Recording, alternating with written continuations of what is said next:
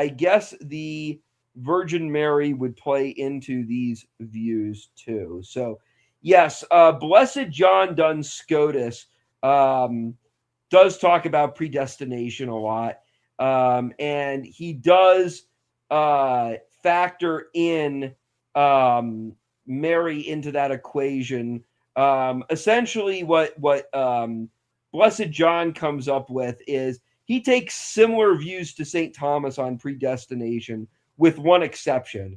Blessed John Duns Scotus believes that every event that played out that God allowed, either actively or permissively, was centered around the plan for Jesus Christ to die on the cross. That's Blessed John's views. Now, St. Thomas disagrees with that. He says that ultimately God's plan was for man to ultimately participate in him as the supreme good. So he gave man a distinct rational appetite. This is what's known as the essence-existence distinction. But he knew that would ultimately lead to sin. And so he had a plan that ultimately came after that plan of sin coming into the world. So he disagrees with Blessed John on that matter. But Blessed John basically says, in regards to the Blessed Virgin Mary, he says that he takes from St. Thomas's logic that God so endows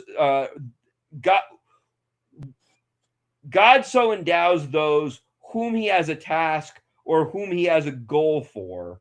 And so when it came to the Blessed Virgin Mary, Blessed John basically says that Mary's fiat, where she freely consents in the first chapter of Luke's gospel to being the mother of God and ultimately taking upon this task, he basically says that that was ultimately God's instrument of enacting faith into the world and enacting his plan of salvation into the world. And so he says, because of that, he says, basically, Blessed John says, inasmuch as God is a perfect mediator, St. Paul says that, inasmuch as that's the case, it was befitting that he expressed perfect mediation. He basically says that Mary's consent via her fiat in Luke chapter 1 was that perfect mediation. And he says, because that was the perfect mediation, it was befitting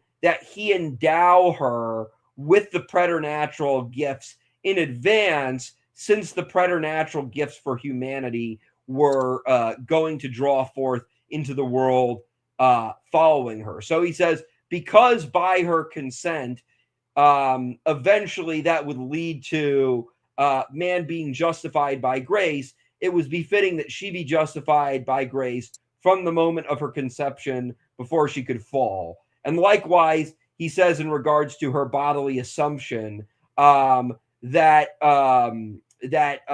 he says in regards to her bodily assumption, in the sense that eventually our bodies will be bodily resurrected. It was befitting in that manner, since that possibility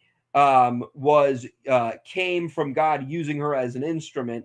It was also befitting in that same like manner that instrument, being the perfect form of mediation, would also contain assumption, would contain the bodily resurrection in and of itself. So that's Blessed John's view on predestination and how it applies to Mary.